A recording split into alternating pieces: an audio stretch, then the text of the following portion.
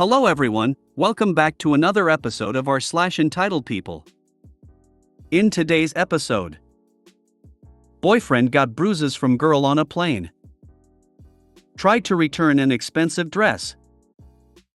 Friend used student loans for shopping, then accepts me to pay for trip that she apparently hated. Before we get started, make sure to subscribe so you will never miss a video. So let's get started. Boyfriend got bruises from girl on a plane. Can't believe I finally have a reason to post here. My boyfriend, 27M, is the sweetest, most understanding, non-confrontational person ever. He's also 6 feet 4 inches, 100% gentle giant. We were on a plane visiting family. He has the aisle seat, and there's a girl, maybe 20 years old, sitting in front of him.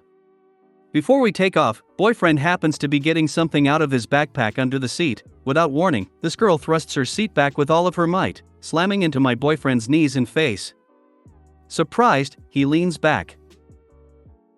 But this girl seems confused about why her seat isn't going back very far, cause, boyfriend has long legs and she literally hit his face. He let her continue to slam her seat on his knees multiple times until he finally said please stop. She had no headphones on, was not distracted, and could obviously hear him, and she didn't answer him, though she did stop. She did the thing where she flipped her long hair over the seat onto his lap, which I really only thought people faked for TikTok. There was an old lady sitting next to boyfriend, bless her heart, who poked the girl and said, "You're being very rude." Girl still didn't answer. This old woman had a petty battle with this girl the entire flight to move the long hair out of my boyfriend's lap. Girl flips her hair, old lady moves it back. I genuinely can't believe people like this are real. It was only a 1-hour flight. I was in a different part of the plane, but if I would have known this girl was literally hurting a stranger, much less someone I love, I would not have let her get away with it. She needed to move her seat up for takeoff anyway. He didn't let her push her seat back again, though she really tried. Never a single word from her through the entire ordeal. Absolutely insane. Gently open tray table. Then slam it shut on her hair. Preferably with some chewed gum in there too. I was thinking to take a few strands at a time and tie them in a knot. To that the whole flight and she will have some serious snarls. I'm a firm believer that people are allowed to move their seats back on planes.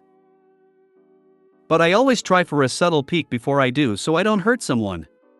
Also a gentle partial slide back. Better for my back but not taking up all the space. Humans are just getting really comfortable with being selfish.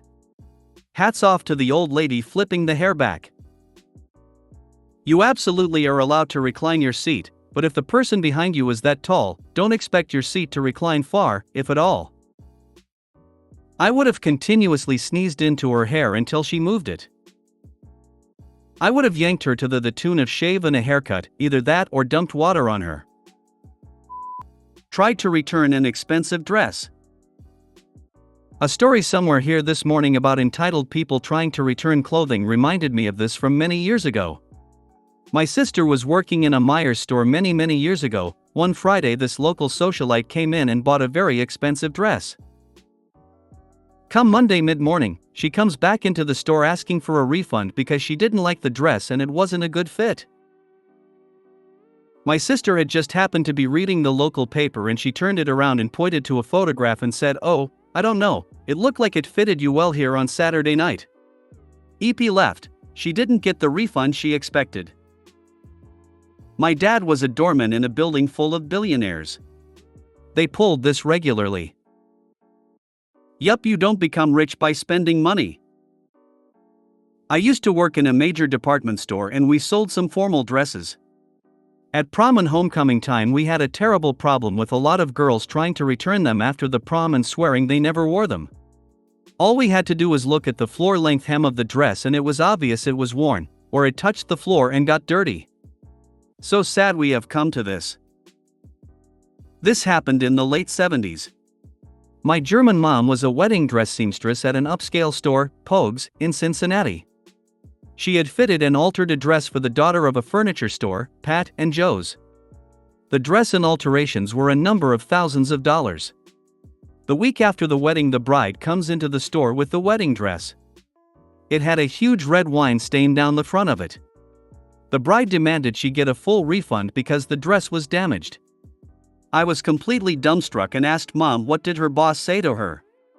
They told her no refund as the dress was perfect when she picked it up and the store wasn't responsible for damage caused at the wedding. The alterations department, which was like the United Nations, and all of them had witnessed the exchange. My mom learned many different versions of crazy American that day. I worked at Kohl's many years ago. A lady was looking at an exercise DVD and asking if she could return it if she didn't like it. I said no, only if it was defective. Friend used student loans for shopping, then accepts me to pay for trip that she apparently hated. This happened about 12 years ago.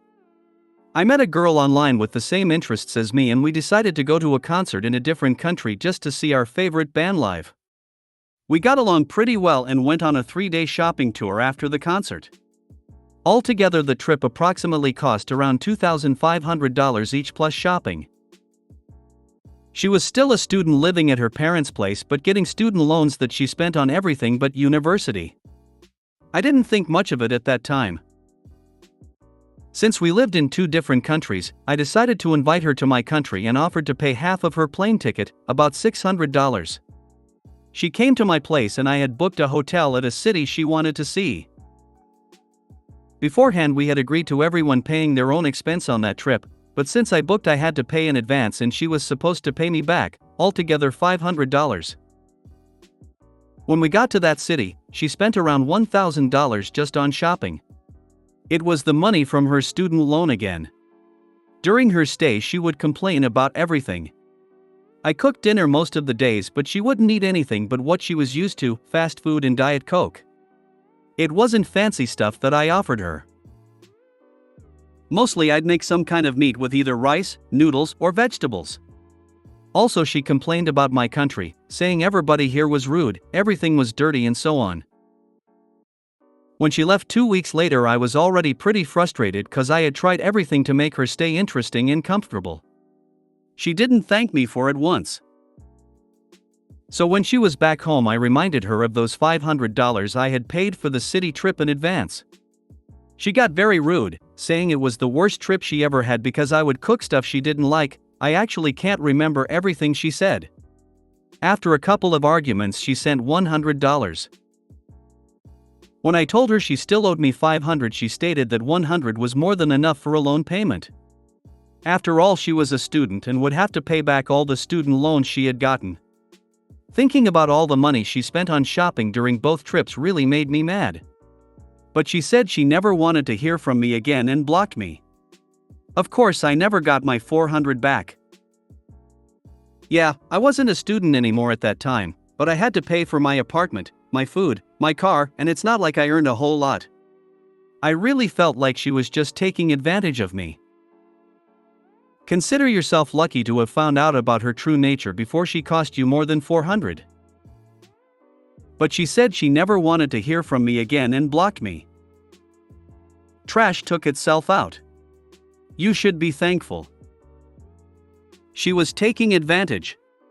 She was also abusing her student loans. That really shocked me. I didn't know you could get student loans if you don't really need them. If you made it to the end of the video, thanks for watching. Don't forget to like, subscribe and share, and we will see you in the next video.